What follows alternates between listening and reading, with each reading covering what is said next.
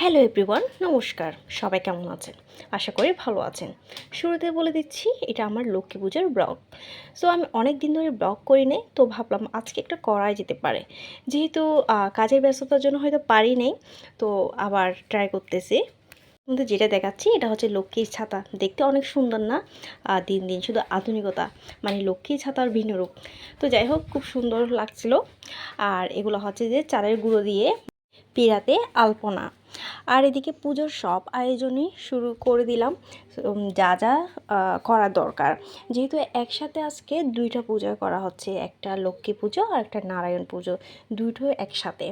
আর এদিকে আমি ঘর সাজানো নিয়ে ব্যস্ত আছি। আর যেহেতু আমি আলপনা করতে যাচ্ছি ফ্লোরে, তো ভালো করে এগুলো লাগতেছিল না, তারপরও তো ট্রাই করতে আসি, চালিয়ে তো যেতে হবে। পুজো যেহেতু একটু ভালো করে সাজাতে আমার খুব ইচ্ছা, আর মানে সাজাতে ভালোই লাগে। যেহেতু লক্ষ্মী পুজো, ঘরে আলপনা দিতে হয়। আর অনেকগুলো লক্ষ্মীর পা এঁকেছি। আর কোন লক্ষ্মীর পাটা বেশি সুন্দর হয়েছে একটু কমেন্টে জানাবেন কেমন।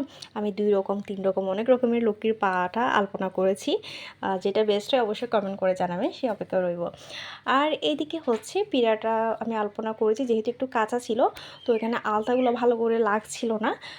একটু মানে বাজে রকম হয়েছে, বেশি সুন্দর হয় নাই, আমি নিজেই বলতেছি। আর এখানে পিড়াতে সব সরঞ্জাম বসিয়ে দিয়েছি, যা যা দেওয়া, ডাল, চাল, হলুদ।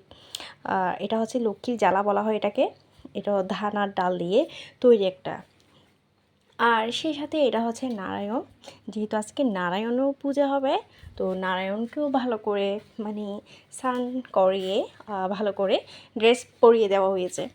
আর এখানে পূজার সরঞ্জাম একদম সবই রেডি, ব্রাহ্মণ এসে গেছে এবং পূজা হয়ে যাবে। তো ধূপ দ্বীপ জ্বালিয়ে রেখেছি। আর পূজা মানে একটা অন্যরকম ফিলিংস, আর সেটা বলা বাহুল্য।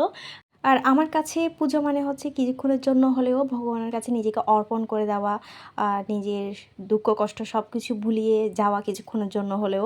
আর ওই দিন ব্রাহ্মণ মশাইয়ের যে তাড়াহুড়া বাবা বলা বাহুল্য, মানে এমনভাবে যে পুজো করছে যেন তাকে সবাই দৌড়াচ্ছে এই অবস্থার মতো। যাই হোক, পূজা শেষ করে দেন লক্ষ্মীর পাঁচালি পড়লাম। আর লক্ষ্মী পূজার ব্লগ এইটুকুতে। সো সবাই ভালো থাকবেন, ধন্যবাদ।